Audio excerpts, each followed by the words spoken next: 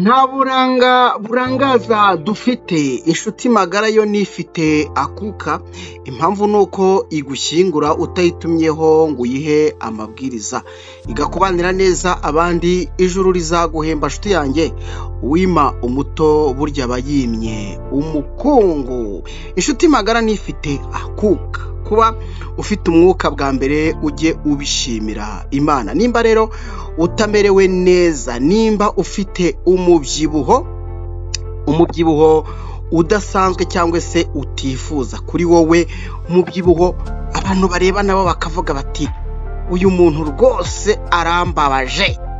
Nimba kandi ufite inda nini utambara ngo uberwe kimwe n'abandi, kandi abangana nawe abafite ibiro nk'ibyawe ukabona nyine bafite inda imeze neza cyangwa se iteye neza, bakambara bakaberwa, yakambara ikanzu, yakambara ipantaro, yakambara n'undi mwenda wose ukabona amerewe neza. Ndagira ngo nawe noneho ngufashe nkubwire ngo ushobora kumererwa neza. Reka mbanze nkubwire ko burya siporo yo kugabanya inda, yo kurema ikintu ku mubiri, ntabwo ikorwa n'abagabo gusa. Mujya mubona ko umugabo nimba avuga ati ngiye gukora agatuza kanjye, ngiye gukora inda, ngiye gukora ukuboko, arabikora bigakunda, inda ikagenda pe, agasigarana igituza kuko ari cyo akeneye, agasigarana n'ukuboko. N'abagore rero birashoboka, ariko mu buryo bwa siporo bwa mbere ugomba kumenya ko nyine ibyo bintu ushaka kubikora ubikunze. Mbahe ikaze rero mwese abadukunda n'abadukurikiraho muri hirya no hino mu bice bitandukanye by'u Rwanda, n'abatwumva muri mu mahanga. Reka mwese mbahe ikaze kandi mbashimire cyane ko mukomeje no kungaragariza ko turi kumwe, ko mukomeje no kwishimira ibikorwa ibyunganira ubuzima bwanyu mbazanira hano. Nkabona ko nyine mwishimye, abenshi muri kwiyandikisha ku bwinshi, hari n'abampamagara. Yewe Imana ibahe umugisha. Nawe nimba kandi wifuza ko tunavugana hakagira byinshi umbaza, ni karibu unyandikire kuri WhatsApp cyangwa se umpamagare, biraterwa nuko nyine wumva ubishaka cyangwa se naho uherereye. Mbahe ikaze rero kandi mbashimire. Ngiye kubabwira rero ibintu bigeze ibintu bitari byinshi ugiye gukoresha kugira ngo nawe ugaragare neza, ugabanye ibiro, ugabanye n'inda, ugabanye ibiro, ugabanye n'inda, kandi uticishije inzara. Ikintu cya mbere, urakoresha seleri, ukoreshe kokombure, ukoreshe indimu, ukoreshe karoti, ukoreshe ishu, wongeremo n'amavuta ya elayo. Bino bintu byose ngiye kukubwira, ikintu cya mbere bigufasha, cya mbere ni ukubanza bigakamura ikinure kiri muri wowe. Ubundi ntabwo ari byiza ko ibinure bishira mu mubiri w'umuntu, ariko hari ibinure nyine bigutera kubyibuha. Waba uri ugenda ukumva ubuze amahoro, ukumva ubuze umutekano, wakora agasiporo ukumva reka, waterura akantu ukumva biranze. Ibyo bintu byose burya ikinure nicyo kintu cya mbere kiremerera umuntu. Ngiye kukubwira rero uburyo ushobora gukoresha bino bintu maze kukubwira, bikagufasha ukaba uri poze rwose, ukananuka ku rugero kandi rudakabije. Hari abantu bananuka ariko ugasanga yashize. Ibi ngiye kukubwira ntabwo bikunanura kugeza ku rwego umuntu akabona ufite ikibazo. Oya, ntabwo ariko bigenda rwose. Ahubwo ibi ngibi bwa mbere birabanza bigakamura cya kinure nakubwiye, ubundi bikagabanya inda yawe, bikagabanya n'ibiro, kandi ubyizere rwose cyane ko turi kubikura mu gitabo cyanditswe n'umuhanga. Tumenye kwivura dukoresheje iby'Imana yaremye. Iby'Imana yaremye burya bigira umumaro. Yewe na dogiteri usanzwe wawe ufite wa wundi muhorana arakubwira ati nyabuna najye wibuka gukoresha imboga, ukoreshe n'imbuto. Reka rero twanzike ikiganiro cyacu. Banza ufate rero seleri. Fata seleri, jya ku isoko ugure seleri nshyashya. Yemba kangurira kugura ibintu bishyashya. Mujye mumenya ko ibintu byashaje biba byashaje. N'amavuta wisiga bashyiraho garanti, ayo kurya bashyiraho garanti, ibintu byose bashyiraho garanti. Nta kintu kitagira garanti. Urabizi ko n'umuntu agira garanti. hanyuma rero fata seleri nshyashya zitarangije garanti, ufate kokombure rwose. Kokombure yo unayitonde, hari kokombure iba inapfuye ifite utuntu tw'uduheri, turiya tuntu akenshi iba yarangiritse, hari ubwo uyigura wayikata ugasanga imbere yagiye igiramo ibintu bimeze nk'amabara. Kokombure gura nshyashya kandi idafite ibiheri. Ugure indimu nshyashya rwose ubona ko aribwo igicibwa ku isoko. Wongere nanone ugure karoti zimeze neza rwose. Karoti nshyashya zirigaragaza, urazireba ukazibona. Yewe n'ishu atari bya bindi abantu bo muri Kigali usanga bajya kugura amashu. Ndavuga abantu b'i Kigali kuko aribo bantu nabonye usanga amashu yabo ashobora kumara iminsi mu modoka, ugasanga nyine n'umucuruzi agiye gucuruza agahera kuri amwe yaramaranye iminsi, ukajya kugura amashu y'umunambe kandi hari amashu mashyashya. Gura n'ishu rishyashya kabisa. Ubundi amavuta gura Erayo, gura amavuta ya Erayo, ayo mavuta hanyuma nayo abe ari buze kugufasha muri kino kiganiro cyacu. Ibi bintu rero ugiye kugura byose wamaze kubyumva. Icya mbere ni seleri, kabiri ni kokombure, indimu ni 3, karoti ni 4, ishu ni 5, hanyuma n'amavuta 6. Ibi bintu 6 ugiye kubikoresha mu minsi 10 gusa. Ubundi uzambwira uti uri umuntu udasanzwe. Usibye ko ntabwo ari jewe udasanzwe, ahubwo nuko ibi bintu namaze kubona hari benshi babishyiraho commentaire ko babigerageje kandi bikagenda neza, cyane mu gitabo tumenye kwivura dukoresheje iby'Imana yaremye. Reka rero fata ibyo bintu byose, seleri na kokombure n'indimu na karoti. Indimu banzu uyishyire ku ruhande, ahubwo bino byose nkubwiye banzu ubicatiranye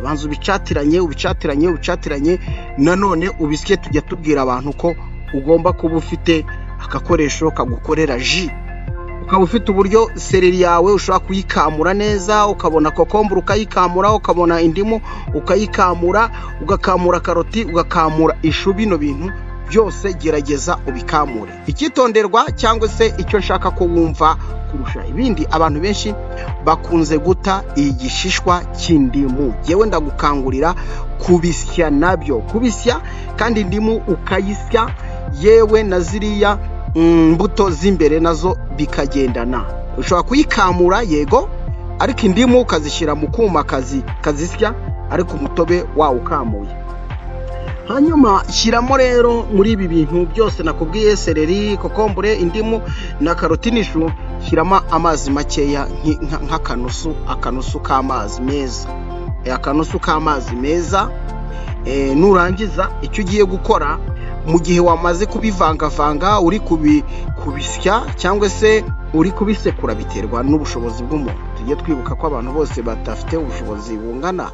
Hari umuntu urira ku gasahane gashobora no kumena isosi, hari n'undi urira ku isahane rwose yakorewe kure cyane, ariko kure cyane nyine uvuga uti nambutse imisozi njya kuyishaka, ukayiha ako gaciro. Rero nimba ufite agasekuru kawe cyangwa se ukaba ufite blender yo kugukorera ji, bikore gutyo. Hanyuma numara kubisya rero ukamure y'amazi washyizemo, ukamure neza. Nkugira inama yo gukamura ugakora ji neza. Hari n'imashini nyine ushyiramo ikagukamura, ariko kamura ubone ji yawe ivuye muri bya bimera byawe wavangavanze, ndetse hakiyongeramwo n'andi mazi meza washyizemo akanusu k'amazi. Igikombe cy'inusu ni mukizi, abantu mukunze kugura amata, kugura inusu, kugura litiro, bintu nk'ibyo. Igikombe cy'inusu baricyo ushyiramo hano. Kamura neza rero, kamura neza kabisa.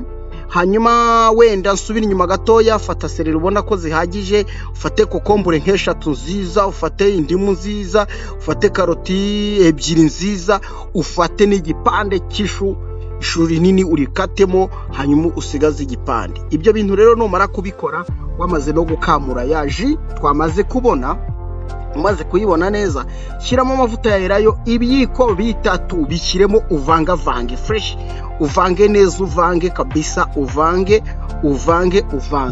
Hanyuma iyi ji rero ntabwo ugomba gufata ikindi kintu mu gihe wayikoresheje, byumvikane neza. Iyi ji yawe ntabwo ugomba gufata ikindi kintu cyaba icyo kurya cyaba icyo kunywa uwo munsi. ni akarejime ko kuba wafashe bino bintu, kandi urayikoresha mu gitondo gusa. Urayikoresha mu gitondo gusa ukibyuka kabisa, uyitunganye neza uyikore, ubundi kariya kantu iyo nusu nakubwiye uyigotomere fresh. Nurangiza wambare neza, utegura imyenda yawe. Numara gutegura imyenda yawe ushake sentire z'abakobwa murazizi. Sentire z'abakobwa murazibona, ziba zifite paseri nini. Fate sentire y'abakobwa, ushobora no kuyikoresha. Hari ukuntu uyikoresha ukajya hariya ukayikoresha ifata mu nda fresh, noneho bakayifungira inyuma. Inyuma niho ugomba kuyizirikira, igaca mu nda yawe neza hagati, ukaringaniza mu nda igaca mu mukondo, ugafunga neza ukumva kuyiyegereje. Hanyuma ugashyiraho agashati kawe gasanzwe, nka kwa kundi umusirikare nyine yambara antibara, agakubitaho bindi bikoresha, agafunga sentire y'ipantaro. Nawe ndashaka ufate sentire noneho uyambare fresh mu nda, iciye hehe? Iciye mu mukondo wawe, uyifungire inyuma. Ubundi uwo munsi wirirwe mu kazi kawe, kuva mu gitondo kugera nimugoroba. Nibigera ku mugoroba ndagira ngo uze gukora dushe, wumve uri poze. Numara gukora dushe ufate ibyo kurya watetse byoroshye. Mu bintu byoroshye njya mvuga ngo igitoki kiroroha, ubanza hari n'amakaroni arimo isosi yoroha, ubanza ibirayi byoroha. Bino byo kurya nshaka gukora, gerageza ubyime umunyu cyangwa se ushyiremo akunyu gake, shyiramo akunyu gake, ubundi amavuta byihorere. Ukurikire neza, amavuta yareke. Numara kureka amavuta wishyiremo akunyu gake kawe gake, umva kakandi gatuma nyine ubitamira, wirire bikeya. Fata ifunguro rya ninjoro gusa, kandi nabwo ujye urifata wenda nko mu masizeri bitarenze saa moya nukabya. Hanyuma wicare byibura nk'isaha imwe ubone kujya kuryama. Akandi kantu kari hano ndagira ngo ubyitoze, nimba bishobora kugukundira, ariko naje gusanga iyo witoje ikintu nacyo gishoboka. Gerageza nyuma ya saha nkubwiye, jya kuri toilette. Nushaka kugicare hejuru umara iyo minota wenda 10-15 uyicaye hejuru. Nukuvuga ngo biragufasha gutegura umubiri wawe kujya ujya mu bwiherero nijoro, mbere yuko uryama. Nubikora kuwa mbere ukabikora no kuwa kabiri, ntabwo uzageza kuwa kane utaratangira kumenyereza umubiri wawe kujya kuri toilette nijoro. Wegenda wicareho, nushake uhave nta kintu ukoze, ariko 1, 2, 3, 4 bizakunda. Ndashaka rero ujye umara gufata rya funguro ryawe rya nijoro. Numara gufata ifunguro ryawe rya nijoro ryoroshye, nushaka ushobora no kuvuga utireka ntegure igitoki cya buri gihe, igitoki kirimo imboga cyangwa se ibyo kurya byoroshye, nawe urabizi. Hanyuma ibyo ngibyo nibirangiza iryo funguro ryawe, numara kuritegura wicare byibura nk'isaha, cyangwa se nimba ukunze kurambirwa wicare iminota 30, ujye kuri toilette hagati iminota 10-15. Buri gihe wimenyereze kujya kuri toilette mu masaha ya nimugoroba. Mu gitondo nanone cy'undi munsi ukurikiyeho, nabwo wongera ukore ya ji yawe nakubwiye, uyifate kwa kundi, wongere wambare kumwe nakubwiye, wigire mu kazi kawe. Ibyo bintu bikore kuwa mbere, bikore kuwa kabiri, bikore kuwa gatatu, bikore kuwa kane, bikore kuwa gatanu, bikore kuwa gatandatu. Urangize muri makeya iminsi 10 uyibare, iminsi 10 uyibare. Reka nkubwire, ndagira ngo nkubwire iki. Nubona utabaye mwiza kubera ibyo bimera byonyine wafasha, biraguha ubwiza. Uraza kumva uruhutse mu mutwe, uraza kumva umeze neza. Urabona kabisa inda yawe iri gusubirayo, uyibona kabisa. Inda irasubirayo rwose, uyibona kabisa. Uri kumva ibiro birajya ku gipimo, uraza kumva utekanye, wumva wifitiye umutuzo, mbese wumva kabisa ufite oxygene, wumva wagira ngo hari akayaga mugendana, wumva umeze neza cyane. ibyo bintu bikore gutyo nyaboneka ntugire ikintu ufata mbabarira nimba ushaka inama nakugiriye mbabarira ntugire ikindi kintu ufata wowe ufata ifunguro rya nijoro gusa kandi nabwo kubera ko ugomba gutegereza ya saha nakubwiye kugira ngo ujye kuryama kuko ifunguro rya nijoro burya nta mumaro rigira niryo kuzuza igifu gusa nta mumaro rigize rigira ndetse niwumva ukeneye kugira kandi kantu wenda wumva wafata uri kubyumva ho kugira ngo ufate ikindi kintu ahubwo wagerageza ugashaka nk'akandi kantu k'akabuto gatoya nabwo koroshye nk'ipapayi wenda akaneke utuntu tworoshye kandi nabwo ntufate byinshi kubera ko hari uvuga ati genda bwirirwa we ntufate byinshi oya ntufate byinshi ubikore gutyo ubwiye iyo minsi nguhaye nukora iyo ji yawe gutyo mu by'ukuri iraza kuguhindurira amateka y'ubuzima bwawe reka mbashimire cyane kandi inshuti zanjye abakomeje gukora subscribe Imana ibahe umugisha cyane ibaha umugisha kandi mbisabye Imana mbikuye ku mutima Imana iravuga ngo nimusaba mwizeye nzabaha ntabwo Imana iyo ukuye ikintu ku mutima ikwirengagiza umuntu wese wiyandikisha kuri runo rubuga Imana iguhe umugisha mu byawe byose reka mashimire bitwaye musi misango ibiganiro byacu nakagaruka